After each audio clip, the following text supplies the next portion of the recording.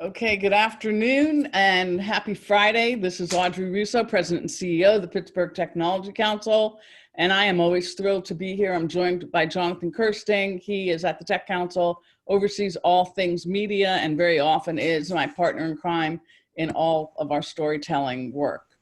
I am very thrilled at today's guest. I know it's Friday, I know it's beautiful out, but this is an important topic and with a very special human who is one of Pittsburgh's, I would say, young up and coming leaders. So, please use this opportunity to get to know this guy. A couple of things is that, first of all, I want to give big shout outs to our sponsors. I want to thank Sheets for joining us. They have been just incredible partners. And if you don't know anything about Sheets, which you probably should if you've driven anywhere outside of Pittsburgh, you've probably stopped at a Sheets and for many different reasons, and understand that they have really been ahead of a lot of innovation in terms of their space. But locally in Pittsburgh, they're actually building a presence, and they have a presence right now in terms of an innovation group.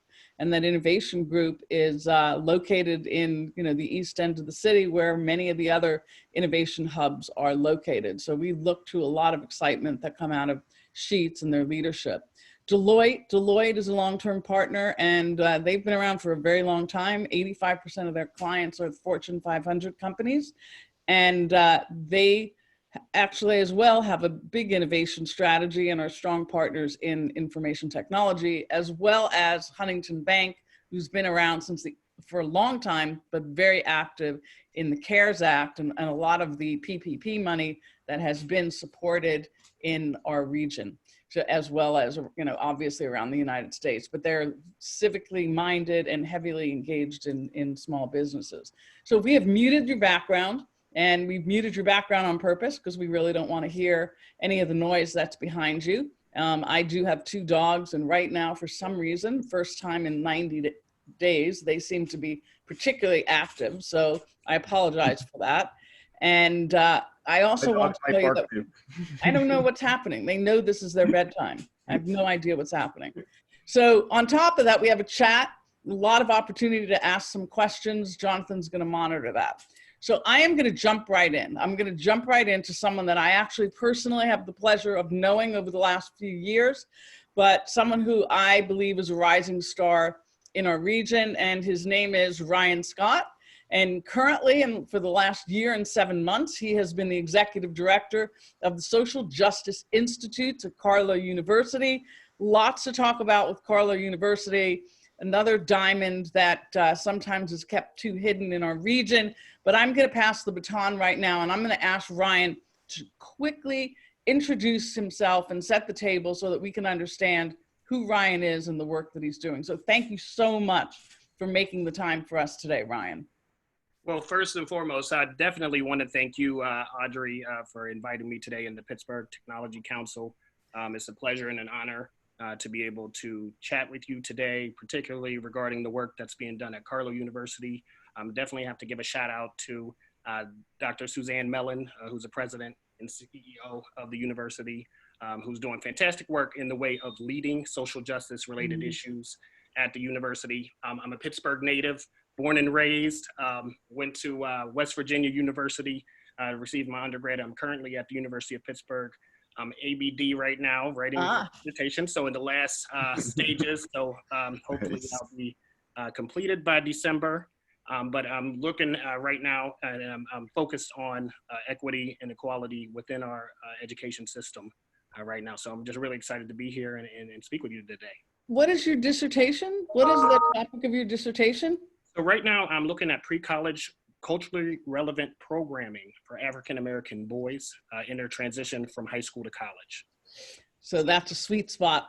We will definitely be following up after this. So like I said, very exciting. So let's talk about the Social Justice Institutes. So, what's the mission? What's the work?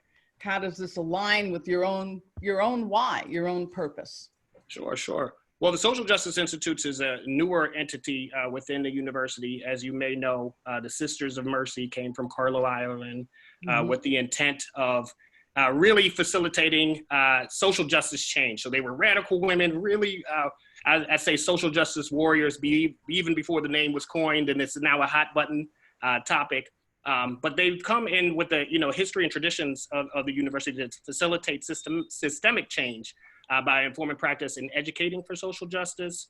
So right now we are an incubator for faculty research and staff research in securing partnerships for community-based learning, and we kind of serve as a conduit for community engagement.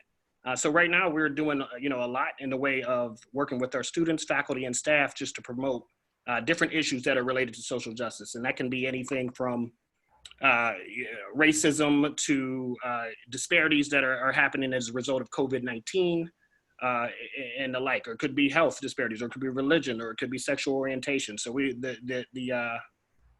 there's a myriad of topics that we could talk about today. Wow. So where do you want to start? Which one do you want to highlight? And the other thing is how timely. Yeah, it is timely. And like I said, I think this is an age, and I think unfortunately with the murder of George Floyd, it's really sparked. This is something that has been happening for years, and I like to highlight that by saying that first. This is not new. This is nothing new. It's just this has been something that has wakened people up. I think in combination with the COVID-19 pandemic, it has really put us in a position to where we now can really process and stop for a minute and think about everything that's happening. And I think there's conversations like these that are giving us a real world view and time to really reflect and talk about issues that are concerning us. We've been at the Social Justice Institute having several conversations regarding the COVID-19 crisis. Back in March, we've engaged several partners, including Betty Cruz from the World Affairs Council, Mayor Marita Garrett from Wilkinsburg, Jessica Ruffin from DHS, A+ schools from the educational aspect. And we even included our own Dr. Malia Johnson in conversation, who is our Director of Equity and Inclusion at the university, to really hone in on some of the issues that are happening in our community right here in Pittsburgh as it relates to the COVID-19 pandemic. Yeah, I mean, it's a disproportionate amount of people getting hit by COVID that are of the Black community. It's both here and around the world. Absolutely. And, we can speculate lots and lots of different reasons, but definitely around the kind of disease, the diseases that each of us have that seem to be more complex, and access to healthcare. So it seems like it's just exponential. Oh yeah. And I have to apologize that I have my dog. This is the first time, Ryan, I've had my dog, and my dog's name is Whitney Houston. So oh, fantastic. She's not behaving right now. So I'm holding her because she's not behaving. So I apologize. No worries at all. So, I think it's exacerbated by the health conditions and the lack of access to healthcare. But what are you seeing, Ryan, in that work that you just conveyed some of the strong Black leaders in our community and people of color leaders in our community? What about the white leaders in our community getting involved in those efforts that you just convened? How are you doing?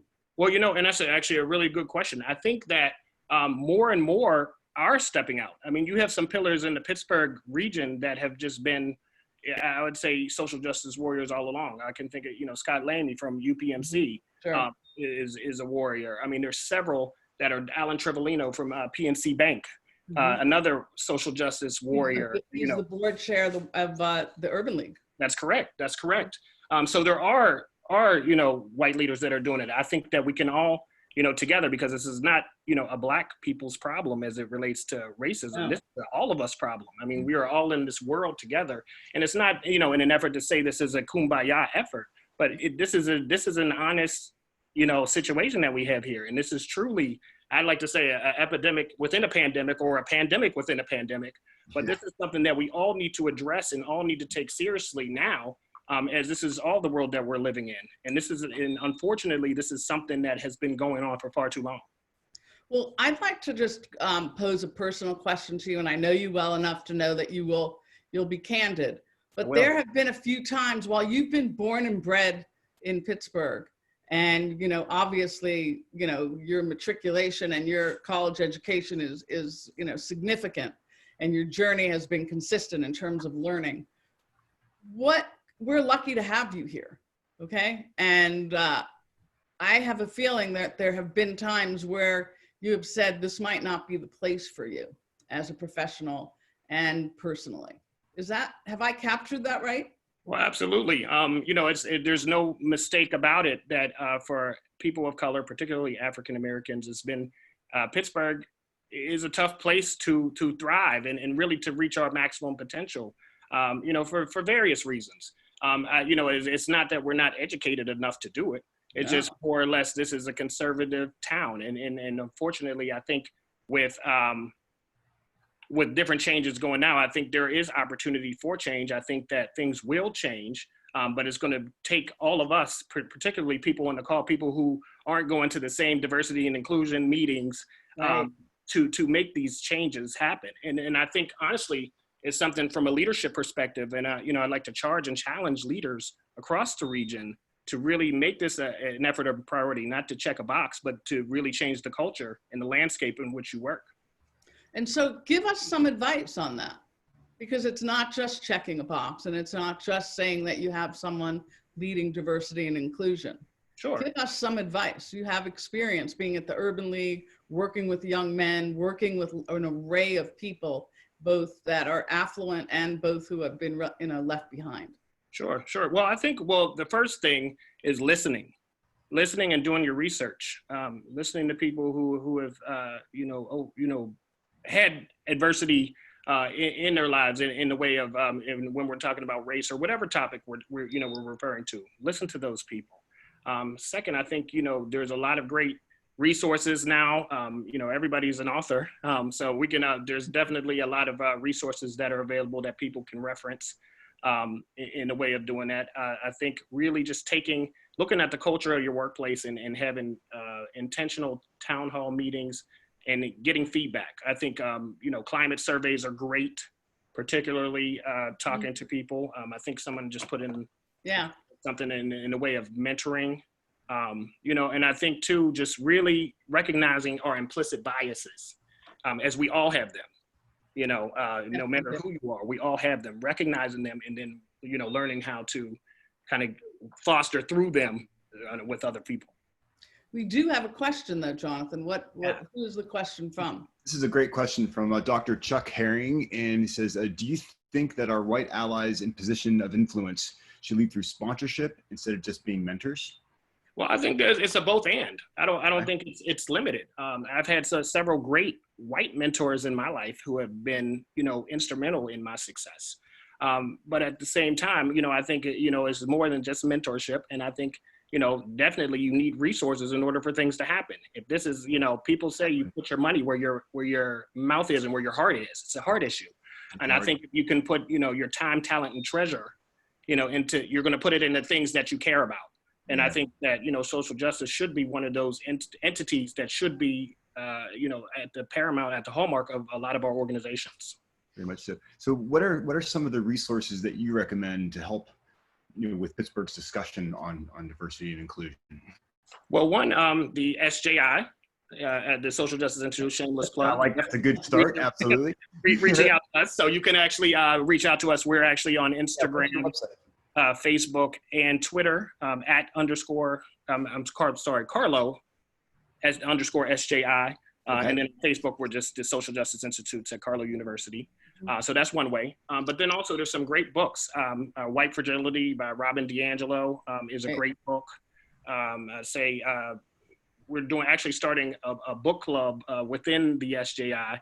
And it was actually kind of funny because I had a faculty member reach out to me specifically, and there was an article in the Washington Post, and it says, when things happen, it said white people start a book club. So she called me and she said, "Oh no, I had to just ask you to start a book club within your, the SJI, and I just hope this is not offensive." And I said, "No, it's not offensive at all. This is something that we totally need to do."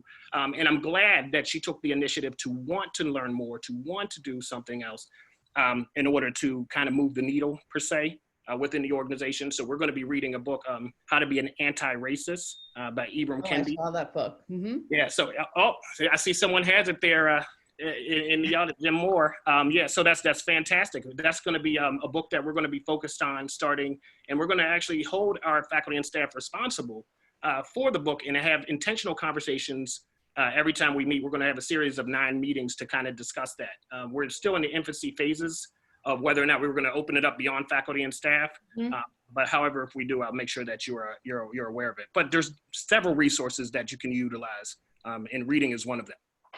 So I want to go back pre-COVID a little bit, unless there's some more questions out there, Jonathan. Or there's You're all clear. Let's go pre-COVID, man. I like those right. days. So pre-COVID, you actually at the Social Justice Institutes, you've put together, some films, some opportunity for films. One is The Long Shadow, and one is about Central Park 5.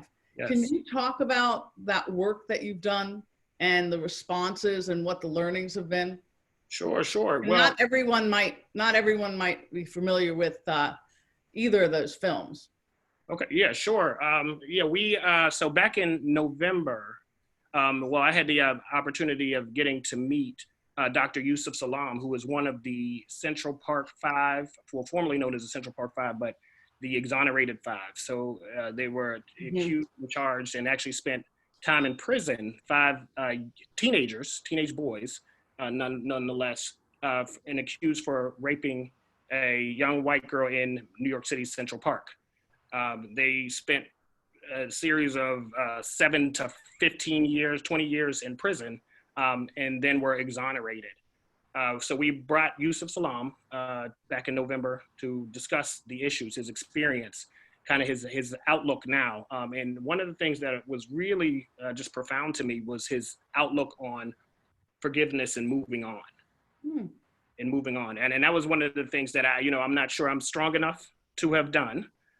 But it is one of the things that he really looked at and focused on was moving on, but also spreading the message of awareness and making sure that people are aware and moving towards changing, a transformative experience. And now that you know this information, to do something better with it. The Long Shadow, we had the opportunity to show a film, and this was pre-COVID days. Those were the good old days. We had a room jam-packed of individuals who came in to hear about the story, and it was of a white woman who found out that her family were slave owners. And it talked about that experience of her going back down the line and hearing about some of the disparities and some of the things that were going on within her family in order to kind of, and what she had to do to kind of break the cycle of this racist history in her life. So it was actually, we had the privilege to bring in the director of the film who introduced it to our, and her name is Frances Causey, who got to introduce the film to the Carlow audience. So it was a really, really good film, really good experience. And if you have a chance to view it, I'd suggest that you do. It was fantastic. Oh, and the film by Dr. Yusuf Salam, it was actually Ava DuVernay, When They See Us. It's on Netflix. Make sure you can check that out as well to hear about that experience. And so you had discussions afterwards? Yes, we had discussions. We invited both the director from The Long Shadow as well as Dr. Yusuf Salam on campus. Was really well attended by the greater Pittsburgh region. I think a few of you on the call were there. And it was just really in an effort to promote not only what happened, but to let people know this is something that is happening on a daily basis. This is something across the country or happened. They just happen to get notoriety and just happen to get press, about it. But these are things that are happening in our communities. And I believe not too long ago, there was another case right here in Pittsburgh in Mount Lebanon that was kind of related to that. And I believe there was an article in the Post-Gazette. But it just kind of goes to show you that, these cases aren't one-offs. These are so injustices that are happening, right before our noses every day. Were you able to get diverse audience? Did you get white attendance? Absolutely. And I think that was one of the things that was most profound to me, is that we probably had it was about a 60-40, audience, 60% white, 40% black, that were really just interested in hearing, the messaging that was going on. And I got a lot of feedback from black and white and other people of color who have really just, sang the praises of this is the type of programming that is needed and necessary. Yeah, I can't relate directly to this. However, this really opened my eyes to things that I didn't know existed. And I always like to remind a lot of people that, yeah, you may not think you experience it, but, if you have children and they're in school, they may be experiencing it. Your parents your nieces and nephews may be experiencing it, your cousins may be experiencing it. So people are really, experiencing it. And I think too, using, privilege to identify times where you are experiencing it or not, or other people are. So I think there's a lot of, power in that. So, are post-COVID, and I know there's a question there, but post-COVID, hopefully I'm imagining a world post-COVID. Some might call me naive, but it's a new world for sure. That happened. I find films like this and seeing it in groups, not just reading, I'm an avid reader, but I find that films and doing this kind of convening facilitate broader impact. Are you going to continue this kind of format, this kind of, like, what's ahead in terms of your plan at the Social Justice Institutes for these kinds of conversations and engagement? Well, absolutely. Yeah, it's so important to continue these conversations because, we're not hitting everyone. And until, racism ends, until health disparities and things like that end, I think I always will continuously have a job. And honestly, that would be a great way to end my job is it not happening. But the reality of the situation is, yeah, we have to continue to have these conversations because there's just, it's ongoing. And I hate to say, and I'm not, a fan of, looting, or I'm not a fan of rioting or anything like that. But at the same time, I understand why it happened because I understand now that it's gotten attention. There was much more attention in legislation and things changed within 2 weeks than has happened in such a long time. And it's a shame that has to happen to get there. What we're trying to do at the Social Justice Institutes is to be proactive in that. So how can we work with people like yourselves and your organizations? How can we work with community leaders who are helping to push legislation and change some of the things so that we have a just society for all? One of the things that we stand upon is creating a just and merciful world at the university. And that's something that we can't do by ourselves. This is something that we have to do through community partnerships. So is there another question? We've got some great questions coming in here, Ryan. One just came in right now I want to get to immediately to make sure we get to it. From Scott Harshman, who wants to know, can you discuss how the changes in technology can help with social justice? Wow, changes in technology. Well, technology can be like a really great way to do that because how can we, it's instant right now, the way we're meeting, having these sorts of conversations via Zoom and Teams and other platforms that are available are essential to spread messages. Also, the way of social media. The age of social media is everyone's on it. And it seems like, you can't put your phone down. So there's consistent messaging that's happening that way.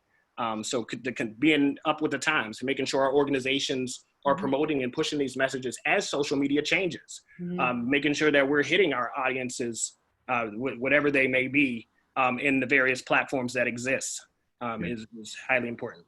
So do you have any recommendations of local recruiting sites for professional and technical minorities outside of the traditional sites like LinkedIn and Career Connector, et cetera?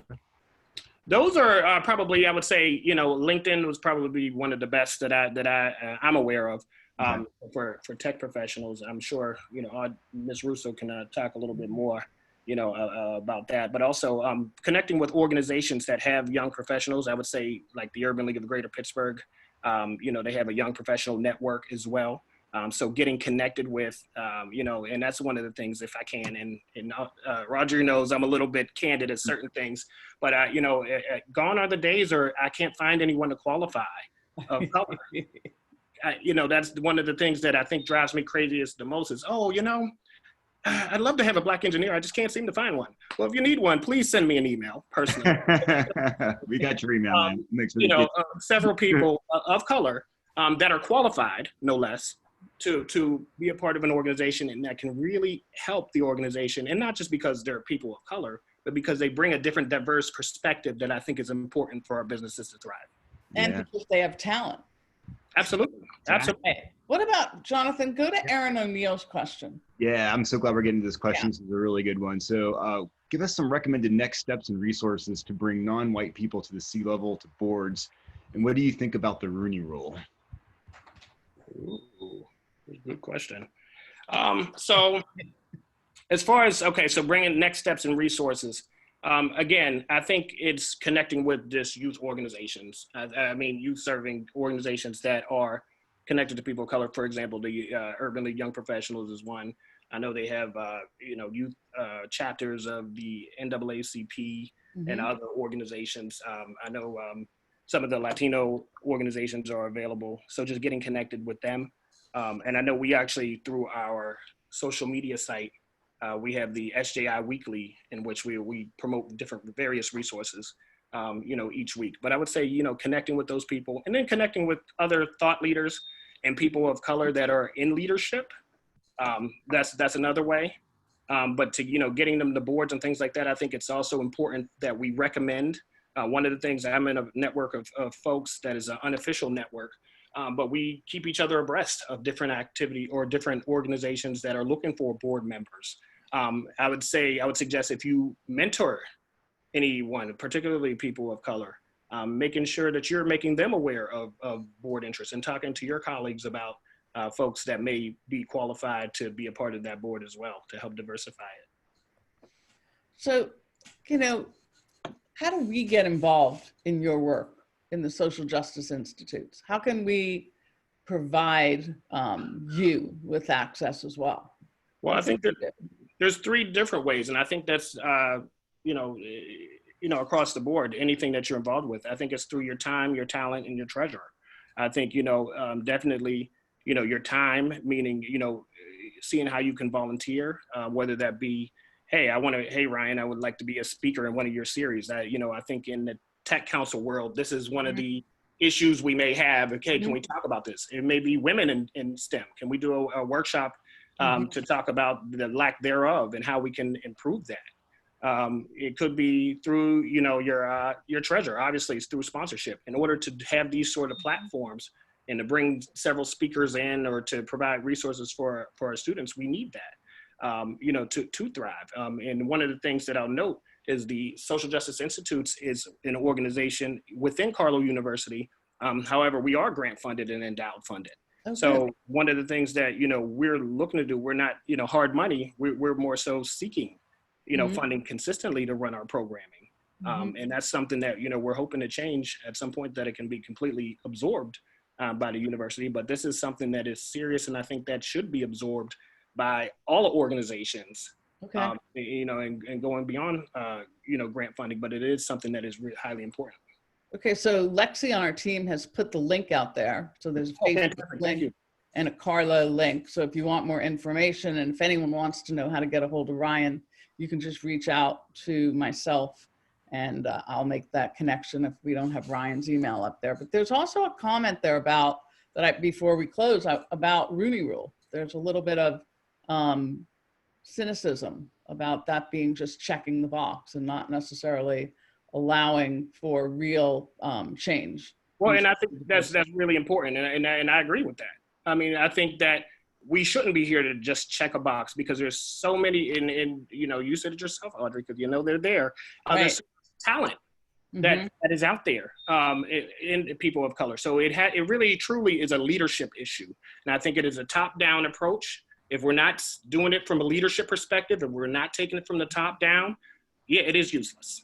And I think that there's a couple of other things that I still want to ask. So Jonathan, there's another question from Chuck Herring, and Bernard Wright is bringing up a lot of good points. Yeah. So can you please bring those up? Yeah, we got a few minutes left. So how would you recommend businesses that hire people of color provide a culture that allows them to not just exist, but actually thrive in that new setting?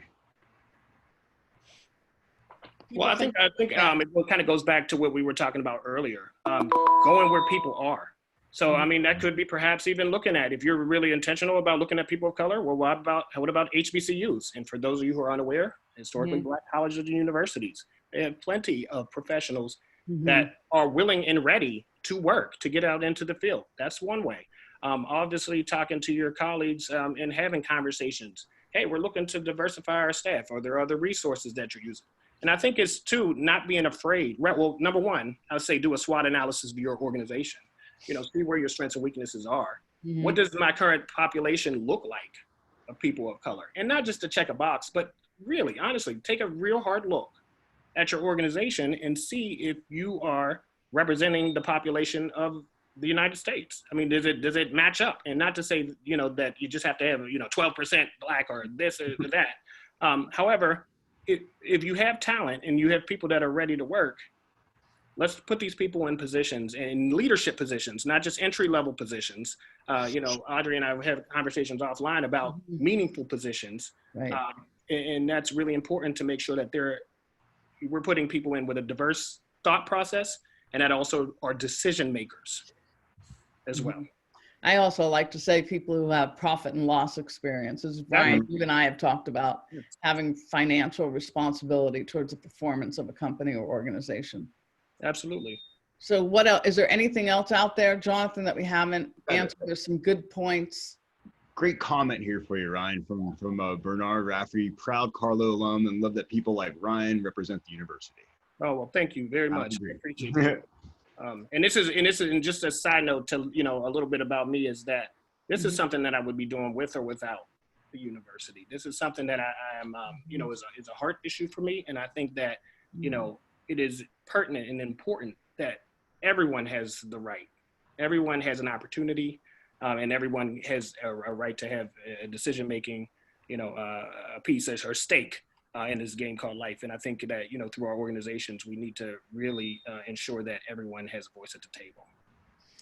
All right. Well, I hate to end this. I just can't extend my appreciation to you, Ryan. I'm proud to have watched you grow over the years and be candid.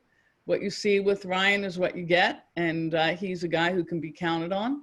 And Carlow's very lucky to have you. But in Pittsburgh, I want to be sure that this is a community that's filled with people like yourselves, the ones who can be counted on, the ones who aren't going to back down, the ones who are going to say, this is the future and I'm going to plant my feet here.